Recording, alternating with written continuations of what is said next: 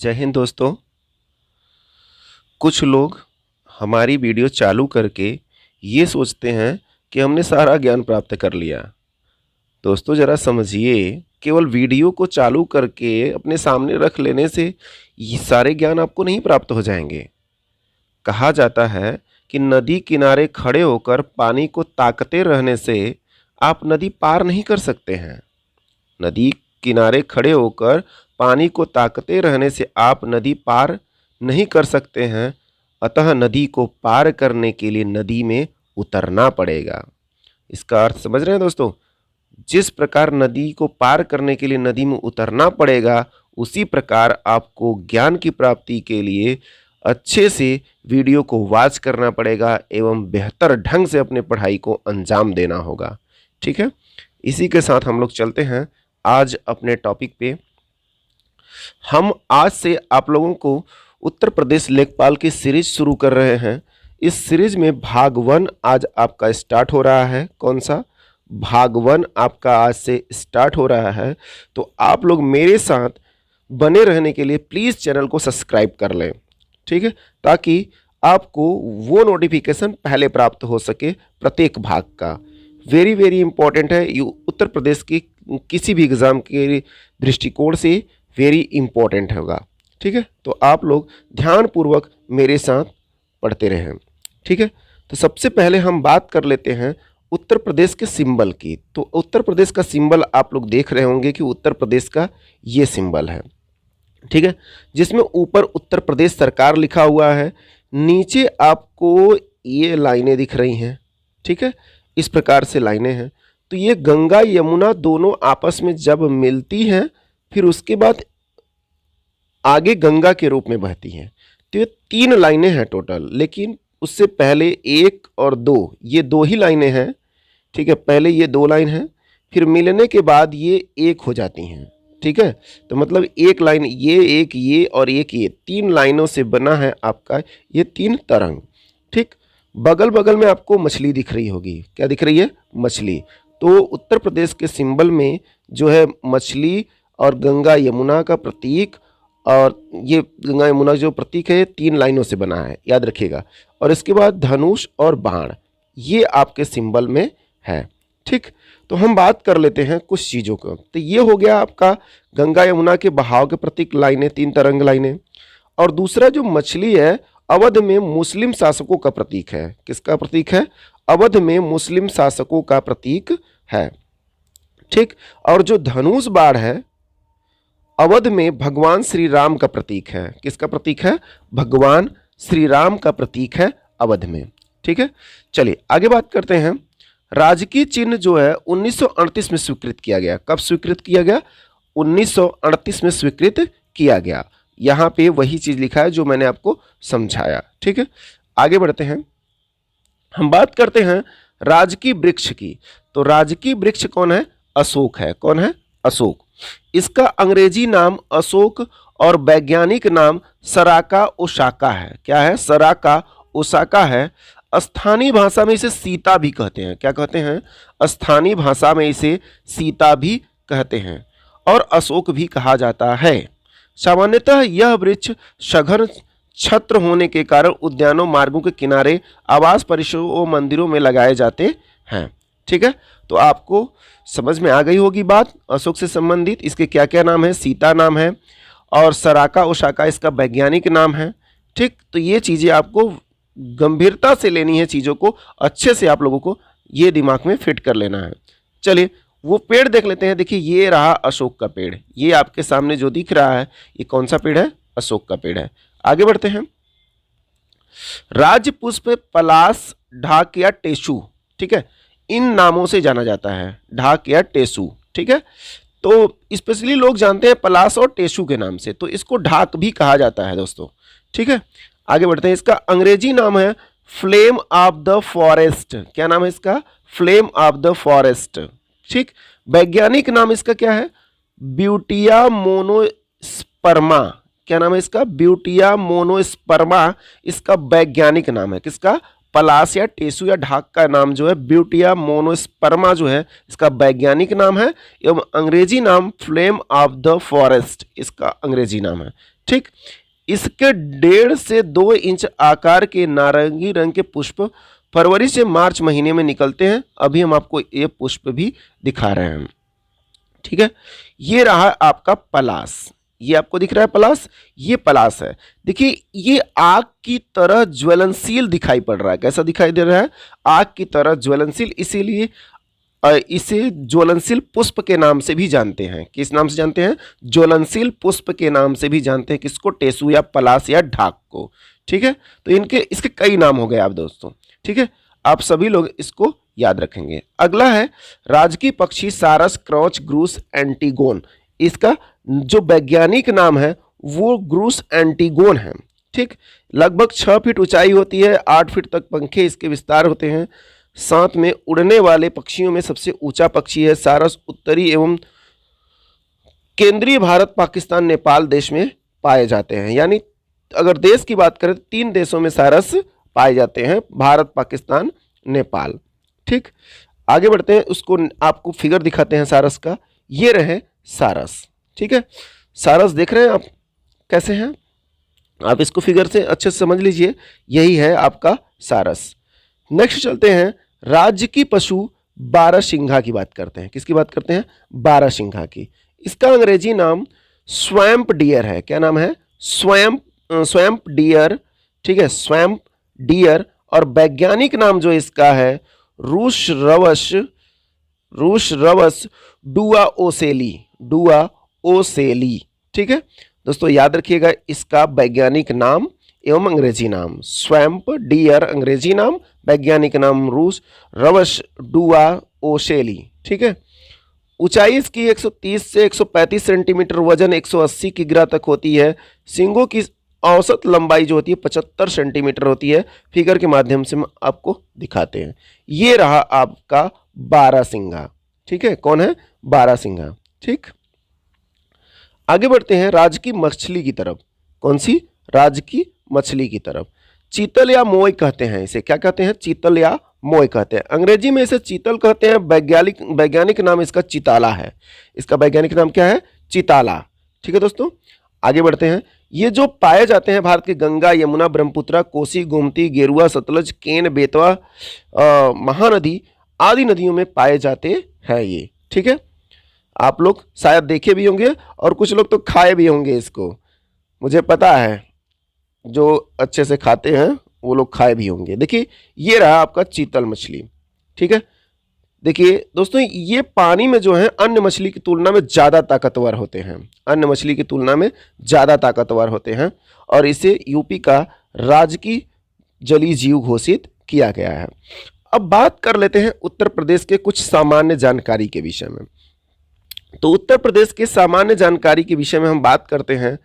आप लोग ध्यानपूर्वक समझेंगे कि जो उत्तर प्रदेश है वो सबसे पहले कितने राज्यों को स्पर्श करता है। सबसे पहले ये फैक्ट तो यही इंपॉर्टेंट है। ठीक है, तो हम आपको बताते हैं। देखिए, पहले उत्तराखंड, दूसरा हिमाचल प्रदेश, तीसरा हरियाणा, चौथा राजस्थान, पांचवा मध्य प्रदेश, छठा छत्तीसगढ़, सातवां आपका झारखंड, आठवां जो है आपका बिहार। यानी 8 राज्यों से घिरा हुआ है आपका अपना उत्तर प्रदेश और एक केंद्र शासित प्रदेश दिल्ली से। यानी हम केंद्र शासित प्रदेश और राज्य सहित बात करें तो टोटल 9 से जुड़ा हुआ है आपका उत्तर प्रदेश। ठीक है, अब आगे बात करते हैं। उत्तर प्रदेश एकमात्र देश को स्पर्श करता है जिसका नाम है नेपाल। इसका क्या नाम है? नेपाल। ठीक है, तो आप लोग इसे याद रखेंगे, एकमात्र देश। आगे बढ़ते हैं, उत्तर प्रदेश की अन्य जानकारी देख लेते हैं। सबसे ऊपर आपका सहारनपुर एवं सबसे नीचे सोनभद्र। सबसे ऊपर सहारनपुर, सबसे नीचे सोनभद्र। यूपी का सबसे पूर्वी जिला जो है वो बलिया है और सबसे पश्चिमी जिला जो है वो आपका शामली है। कौन है? शामली। ठीक है, याद रखेंगे, सबसे पश्चिमी जिला शामली और सबसे पूर्वी जिला आपका बलिया है। ठीक, अब हम बात कर लेते हैं। देखिए, ललितपुर यही है जिसे यूपी का छोटा नागपुर कहा जाता है। क्या कहा जाता है?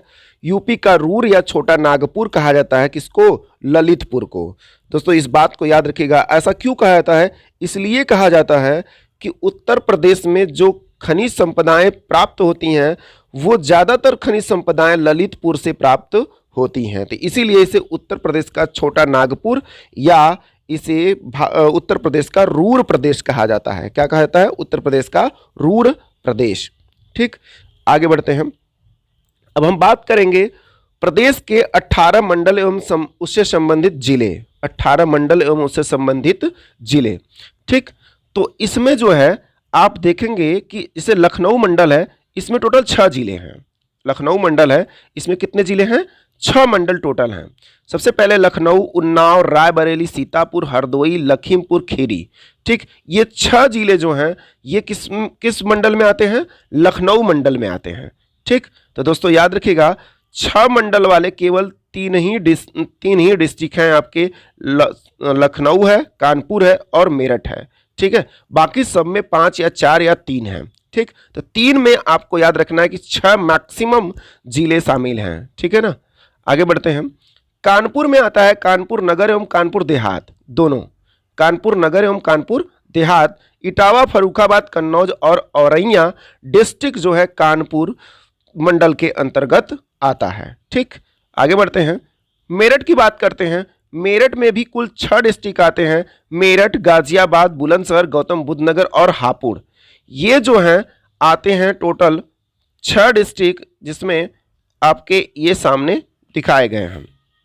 मेरठ, गाजियाबाद, बुलंदशहर और इसमें दोस्तों एक छूट जा रहा है क्या? बुलंदशहर के बाद गौतम बुद्ध नगर, बागपत छूट गया है दोस्तों, तो आप लोग याद रखिएगा एक और डिस्ट्रिक्ट है बागपत। ठीक है, 6 डिस्ट्रिक्ट हैं पूरे बागपत के साथ, बागपत के पास हापुड़। ठीक है, तो बागपत छूट गया है दोस्तों, इसको आप लोग नोट कर लेंगे। आगे बढ़ते हैं।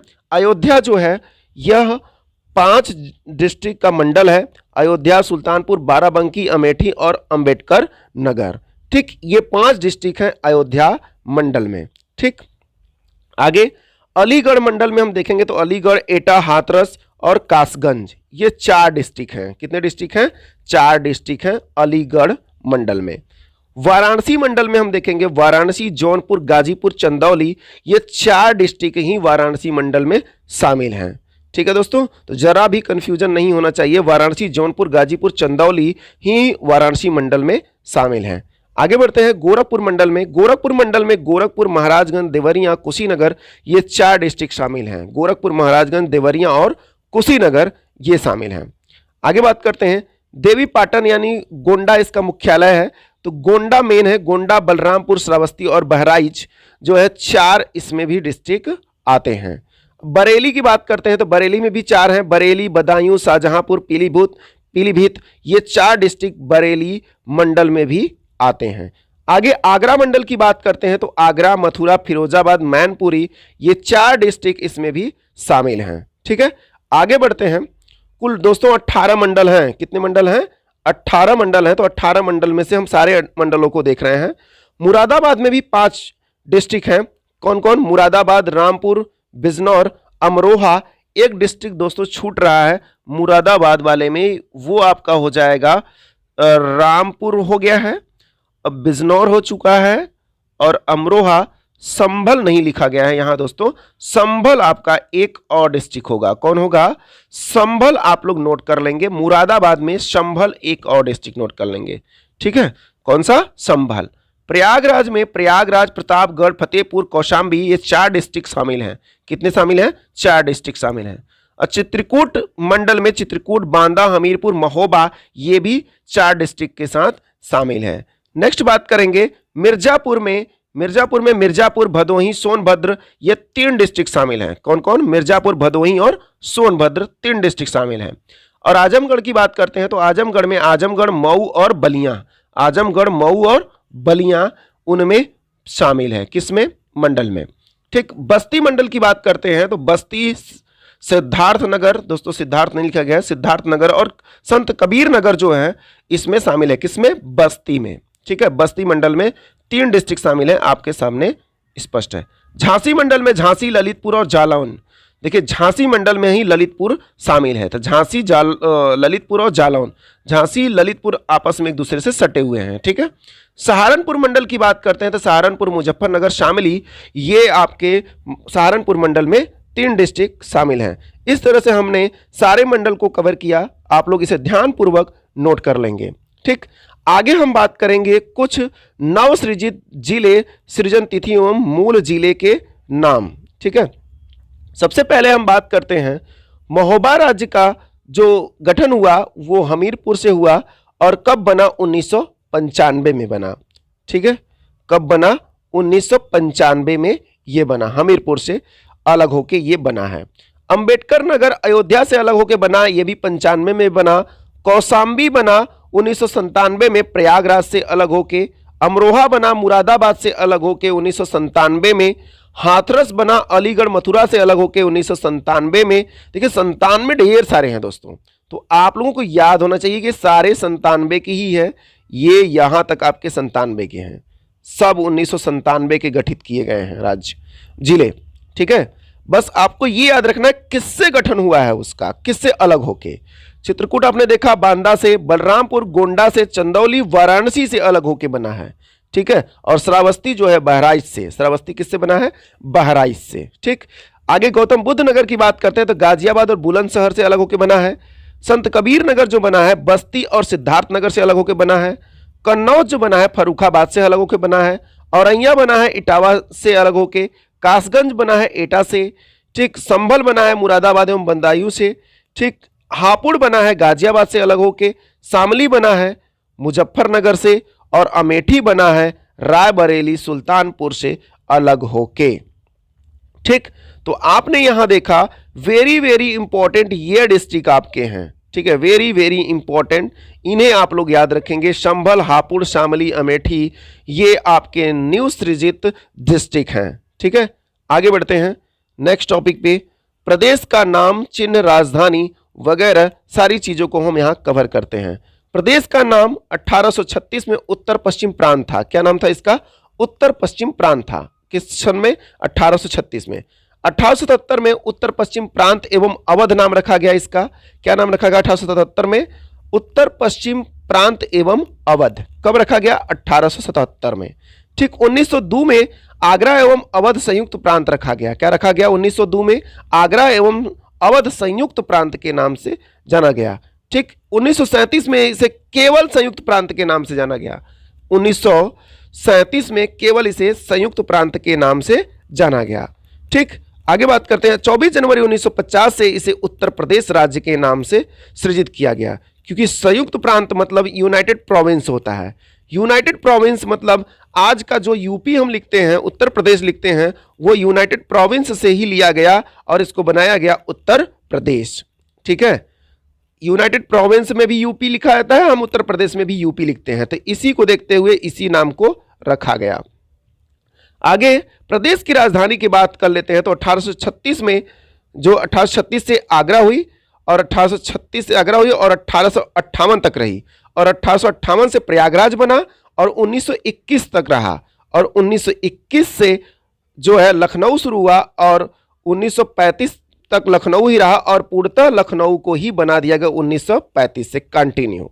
ठीक है, आगे बात कर लेते हैं। उत्तर प्रदेश नाम से राज्य का गठन 24 जनवरी 1950 को हुआ। राज्य का पुनर्गठन 1 नवंबर 1956 को हुआ। राज्य का पुनर्गठन कब हुआ, 1 नवंबर 1956 को। आज हम यूपी दिवस प्रत्येक 24 जनवरी को मनाते हैं। कब मनाते हैं, प्रत्येक 24 जनवरी को मनाते हैं। राज्य का विभाजन कब हुआ, 9 नवंबर 2000 को। 13 जिलों को काटकर उत्तराखंड राज्य को बनाया गया। 9 नवंबर 2000 को उत्तराखंड राज्य बनाया गया उत्तर प्रदेश से 13 जिलों को काटकर। पहले जो आकृति थी उत्तर प्रदेश की वो सिंह आकृति थी। कैसी आकृति थी, सिंह प्रकार, सिंह की भांति आकृति हुआ करती थी। ठीक, आगे बढ़ते हैं हम। प्रथम राज्य की भाषा क्या थी, देवनागरी लिपि हिंदी थी। अक्टूबर 1947 से देवनागरी हिंदी लिपि थी। ठीक, हिंदी और लिपि देवनागरी और हिंदी भाषा थी। ठीक, राजकीय भाषा 26 जून 1968 को घोषित किया गया। कब किया गया, 26 जून 1968 से इसे राजकीय भाषा घोषित किया गया। आगे बात करते हैं प्रदेश की शासनिक प्रशासनिक संरचना। शासनिक प्रशासनिक संरचना। राष्ट्रीय राजधानी क्षेत्र एनसीआर में कुल 8 डिस्ट्रिक्ट हैं। कितने डिस्ट्रिक्ट हैं? 8 डिस्ट्रिक्ट हैं एनसीआर में। ठीक है, एनसीआर में जो डिस्ट्रिक्ट आते हैं वो यानी दिल्ली से सटे हुए जिले हैं। ठीक है, तो बात कर लेते हैं आपका गाजियाबाद, गौतम बुद्ध नगर, बुलंदशहर, हापुड़, बागपत, मुजफ्फरनगर, शामली, ये हो जाएंगे। और एक डिस्ट्रिक्ट और है, इसका नाम क्या है? इसका नाम आपका हो जाएगा, ये मेरे नाम से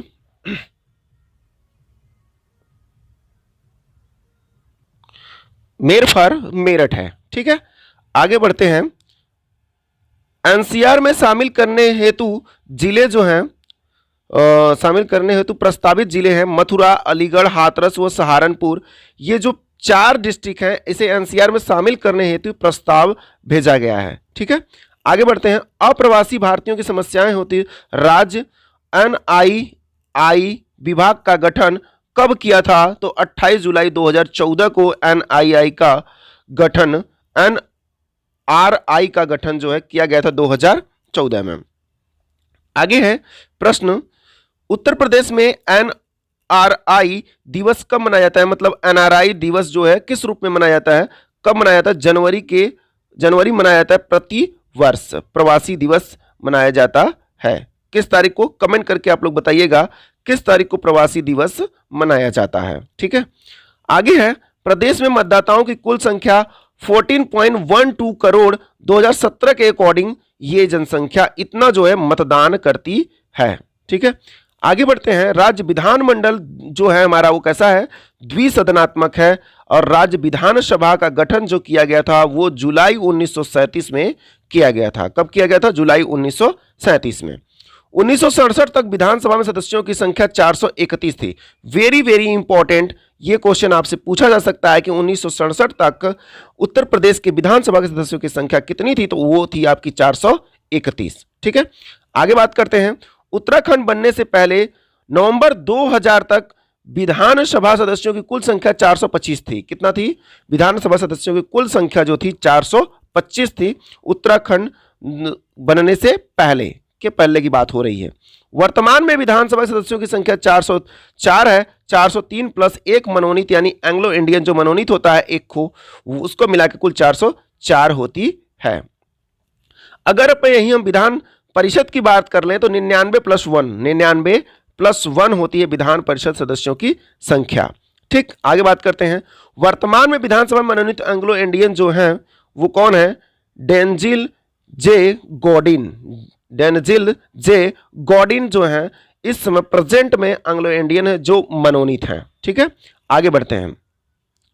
पूर्वांचल, पश्चिमांचल, मध्यांचल व बुंदेलखंड में विधानसभा सीटें जो हैं वो 162, 149, 73 एवं 19 सीटें हैं। ठीक है ना, तो याद रखिएगा पूर्वांचल में इसमें 162 है, पश्चिमांचल में 149 है, मध्यांचल में 73 है, बुंदेलखंड में 19 सीटें हैं। किसकी? विधानसभा की।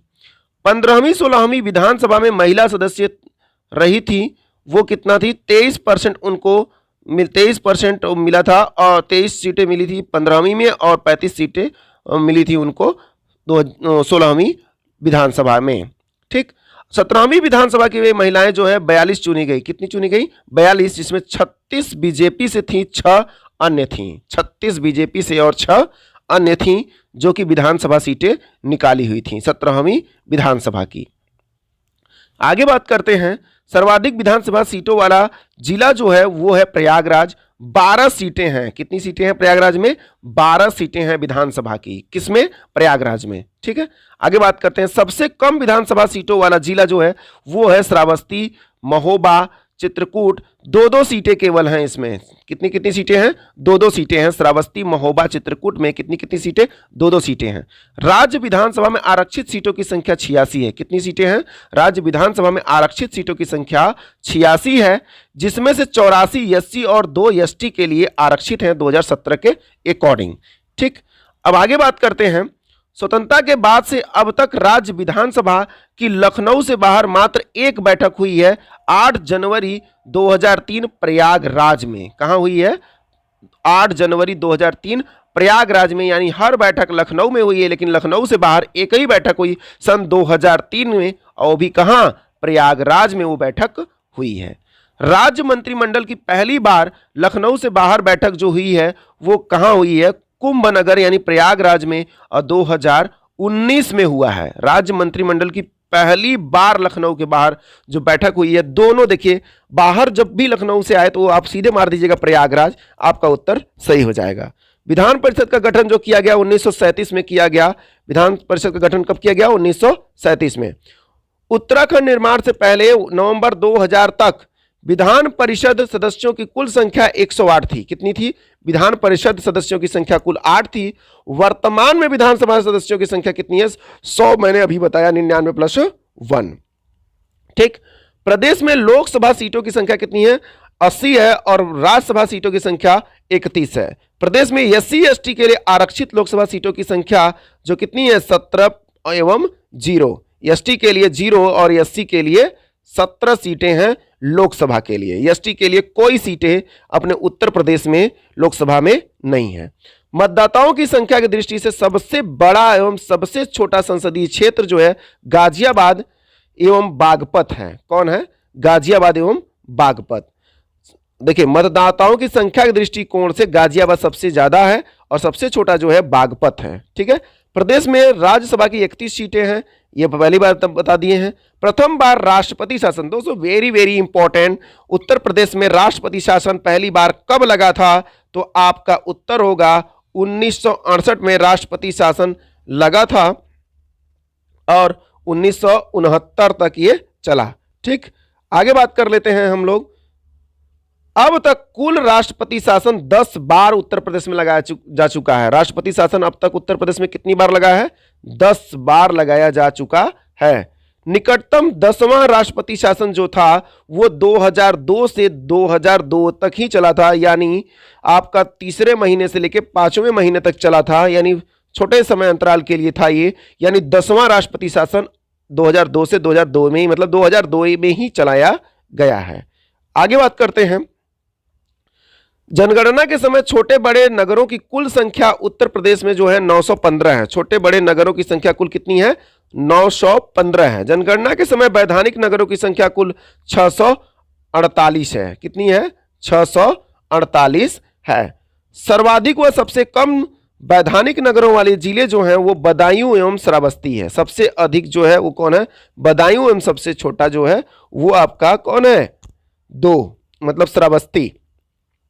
राज्य में योजनाबद्ध नगर जो है 3 है। कौन कौन है, ग्रेटर नोएडा है और आपका कानपुर सिटी हो जाएगा। कौन हो जाएगा, कानपुर सिटी। ठीक है। आगे बात कर लेते हैं। आवास एवं विकास परिषद कितने हैं, कुल 54 है। विकास प्राधिकरण कुल 28 है। विशेष क्षेत्र विकास प्राधिकरण 5 है। संभागों की संख्या कुल 18 है। जैसा मैं आपको पीछे बता चुका हूं, सबसे बड़ा संभाग जो है आपका कानपुर है, और कानपुर, लखनऊ, मेरठ 3 मैंने बताया था आपको। ठीक है, याद होगा। सबसे छोटा संभाग जो है मिर्जापुर, कई ठो है, 3-3 ठो जिसमें है, सबको मैंने बताया है, डिफाइन किया है, आप लोग वहां से देख लीजिएगा। और उत्तर प्रदेश में जिलों की संख्या आप सभी को पता होगा कितनी है, 75 डिस्ट्रिक्ट है। आगे बढ़ते हैं। तहसीलों की संख्या 351 है 2020 के अकॉर्डिंग। नगर निकायों की संख्या 707 है 2020 के अकॉर्डिंग। नगर निकाय निगमों की संख्या 17 है 2020 के अकॉर्डिंग। नगर निकाय पालिका परिषद की संख्या 200 है 2020 के अकॉर्डिंग। नगर निकाय नगर पंचायतों की संख्या जो है 490 है। कितनी है दोस्तों, आप लोगों को इसमें मोर कंफ्यूजन होगा, तो ये कंफ्यूजन दूर करने के लिए आप ध्यान पूर्वक पढ़ेंगे। नगर निकाय निगम, ठीक है, नगर निकाय निगम की बात करेगा तो केवल कितने हैं, 17। अब पालिका परिषद पूछेगा 200, नगर पंचायतें पूछेगा 490। जिला पंचायतों की बात करेगा तो पूरा कितने, 75 जिला पंचायत। ब्लॉकों की बात करेगा 825 ब्लॉक हैं। क्षेत्र पंचायत की बात करेगा 825 क्षेत्र पंचायत है। न्याय पंचायतों की बात करेगा 8135 न्याय पंचायत है। ग्राम पंचायतों की बात करेगा 59,073। वेरी वेरी इंपॉर्टेंट, कई बार क्वेश्चन ग्राम पंचायतों से पूछा गया है कि उत्तर प्रदेश में कुल कितने ग्राम पंचायत है, तो 59,073 ग्राम पंचायत हैं। आबाद ग्रामों की संख्या जो है वो कुल 97,814 है। ठीक है, कुल कितने हैं, 97,814 14। देखिए ग्राम पंचायतें एवं आबाद ग्राम से जो कुल तात्पर्य है, इसमें कुछ ऐसे भी ग्राम होते हैं जिसका अपना पंचायत नहीं होता, किसी दूसरे गांव में उनका पंचायत होता है। तो कुल ग्राम की बात करें तो 1,06,774 है। कितने हैं? 1,06,774 2020 के अकॉर्डिंग। पंचायतों में महिलाओं को आरक्षण जो मिला है वो कितना मिला है? 33%, यानी 1/3 भाग महिलाओं को आरक्षण मिलता है पंचायतों में। ठीक, आगे बात करते हैं हम लोग। राज्य में उपभोक्ता संरक्षण आयोग कितने हैं? 5 हैं। राज्य में सीबीआई कोर्ट्स कितने हैं? 6 हैं, 4 लखनऊ में, 2 गाजियाबाद में। पारिवारिक मामलों हेतु पारिवारिक न्यायालयों की शुरुआत 1984 से की गई थी। पारिवारिक मामलों हेतु पारिवारिक जो न्यायालय है उसकी शुरुआत 1984 में की गई। अगला, प्रदेश में कुल 6 औद्योगिक न्यायाधिकरण है, प्रयागराज और लखीमपुर, मेरठ, आगरा, कानपुर व गोरखपुर। ये सब आपके लखनऊ, सॉरी ये लखनऊ है, मैंने लखीमपुर बोल दिया, लखनऊ है। ठीक है। प्रदेश में कमर्शियल कोर्ट जो है गठित 13 जिलों में है। कितने जिलों में है? कमर्शियल कोर्ट 13 जिलों में है। प्रदेश में श्रम न्यायालय कुल 20 हैं। कितने हैं? श्रम न्यायालयों की संख्या 20 है। श्रम न्यायालयों की संख्या कितनी है? 20 है। ठीक। कारागार कितने हैं? तो कारागार की बात कर लेते हैं। प्रदेश में कुल कारागार 72 है। प्रदेश में जिला कारागारों की संख्या 62 है। प्रदेश में उप कारागारों की संख्या 2 है और महोबा एवं देवबंद में, कहाँ है? देवबंद में एवं महोबा में। प्रदेश में केंद्रीय कारागार 5 है। कहाँ कहाँ है? बरेली, आगरा, वाराणसी, फतेहगढ़ एवं नैनी, प्रयागराज में। यानी इतने जगह आपका जो है कहाँ है केंद्रीय कारागार, यानी उत्तर प्रदेश में कुल 5 केंद्रीय कारागार हैं और वैसे टोटल कारागार की बात करें तो 72 हैं। प्रदेश में आदर्श कारागार जो है 1849 से है और एक ही आदर्श कारागार उत्तर प्रदेश में है। सॉरी दोस्तों, प्रदेश में नारी बंद निकेतन जो है वो कितने हैं? 1 है, वो भी कहाँ है? लखनऊ में है।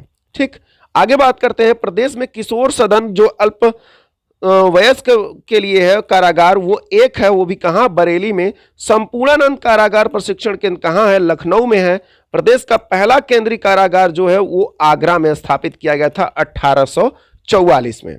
ठीक है, आगे बात करते हैं। राज्य के प्रथम मुख्यमंत्री गोविंद बल्लभ पंत जी थे। कब तक थे? 1954 में बने थे ये। ठीक है, गोविंद, हाँ, इनका आप देख सकते हैं, डेट यहां पे लिखा है। राज्य के प्रथम उप मुख्यमंत्री चौधरी नारायण सिंह हैं। उप मुख्यमंत्री कौन थे? चौधरी नारायण सिंह। ठीक है, पहले उप मुख्यमंत्री। राज्य एवं देश के प्रथम महिला मुख्यमंत्री सुचित्रा कृपलानी उत्तर प्रदेश की ही बनी है। राज्य में अब तक पहली महिला मुख्यमंत्री जो बनी है सुचित्रा कृपलानी बनी है, और कितनी बार बनी है? तो 2 बार बनी है। वर्तमान मुख्यमंत्री योगी आदित्यनाथ जो स्वतंत्रता के बाद व्यक्ति के रूप में 21वें मुख्यमंत्री हैं। कौन से मुख्यमंत्री हैं? 21वें मुख्यमंत्री हैं व्यक्ति के रूप में। सबसे कम उम्र के सबसे कम उम्र के उत्तर प्रदेश के मुख्यमंत्री जो रहे हैं वो अखिलेश यादव रहे हैं। कौन रहे हैं? अखिलेश यादव। सर्वाधिक बार मुख्यमंत्री शुरू से मायावती बनी है, 4 बार कुल बनी है। उत्तर प्रदेश में सबसे अधिक बार मायावती मुख्यमंत्री बनने वाली है। उत्तर प्रदेश के मुख्यमंत्री व देश के प्रधानमंत्री बनने वाले कौन हैं? चौधरी चरण सिंह और विश्वनाथ प्रताप सिंह उत्तर प्रदेश के मुख्यमंत्री भी बने हैं और देश के प्रधानमंत्री भी बने हैं। ठीक, चौधरी चरण सिंह और विश्वनाथ प्रताप सिंह। दोस्तों याद रखिएगा आप लोग, वेरी वेरी इंपॉर्टेंट क्वेश्चन है। राज्य की प्रथम महिला राज्यपाल सरोजनी नायडू थी। कौन थी? सरोजनी नायडू थी। ठीक, जो 47 से लेके 49 तक थी। कब तक थी? 47 से लेके 49 तक। राज्य एवं देश की पहली महिला राज्यपाल सरोजनी नायडू ही थी। दोस्तों आप लोग इसे याद रखेंगे। आगे बढ़ते हैं। सर्वाधिक बार राज्यपाल मोहम्मद शफी कुरैशी व BL जोशी बने हैं। मोहम्मद शफी कुरैशी व BL जोशी बने हैं। वर्तमान राज्यपाल आनंदीबेन मफत भाई पटेल हैं। ठीक है, आगे बात करते हैं। स्वतंत्रता के बाद प्रथम विधान परिषद सभापति जो थे वो कौन थे? आप लोग याद रखिएगा, चंद्रभाल थे, श्री चंद्रभाल। कौन थे? श्री चंद्रभाल। ठीक है, आगे बढ़ते हैं। विधान परिषद के वर्तमान सभापति जो हैं वो कौन है? कुंवर मानवेंद्र सिंह है। कौन है? कुंवर मानवेंद्र सिंह। स्वतंत्रता के बाद प्रथम विधानसभा अध्यक्ष Rajarshi Purushottam Das Tandon. Very very important question, कितनी बार एग्जाम में ये पूछा गया है दोस्तों, आप लोग इसे याद रखेंगे। ठीक है, आगे बढ़ते हैं हम लोग अपने टॉपिक पे। वर्तमान में विधानसभा हो गया हृदय नारायण दीक्षित। नहीं, ये नहीं हुआ था। आप लोग याद रखेंगे हृदय नारायण दीक्षित जो हैं वो वर्तमान में विधानसभा अध्यक्ष हैं।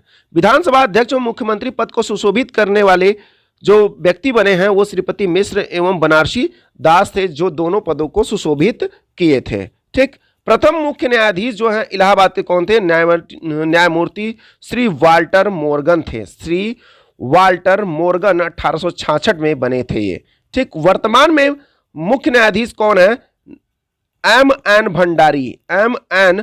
भंडारी हैं इलाहाबाद हाई कोर्ट के मुख्य न्यायाधीश। ठीक है, आगे बढ़ते हैं हम लोग।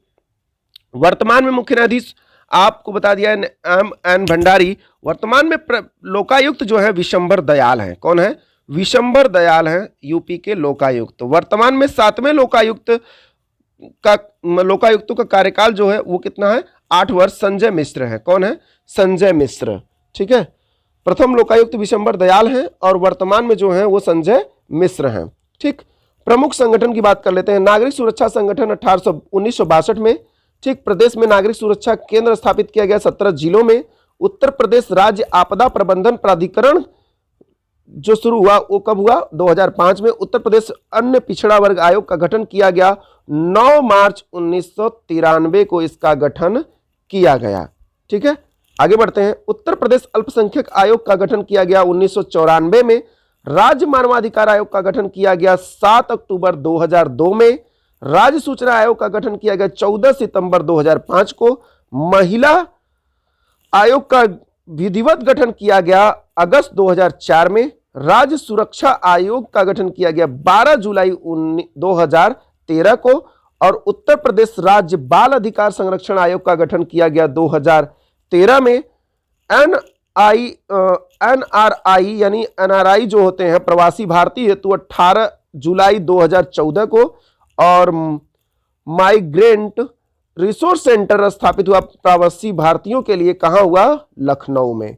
ठीक है, तो यहां पे ये टॉपिक आज का खत्म होता है। तो दोस्तों प्लीज चैनल को आप लोग सब्सक्राइब जरूर कर ले ताकि आप लोगों को इसी प्रकार का वीडियो आप लोगों को प्राप्त होता रहे। जो यूपी की सीरीज हमने आज से स्टार्ट किया है, आगे भी ये सीरीज जारी रहेगी। प्लीज चैनल को आप लोग लाइक एंड सब्सक्राइब कर लें। ठीक है दोस्तों, थैंक यू फॉर वॉचिंग।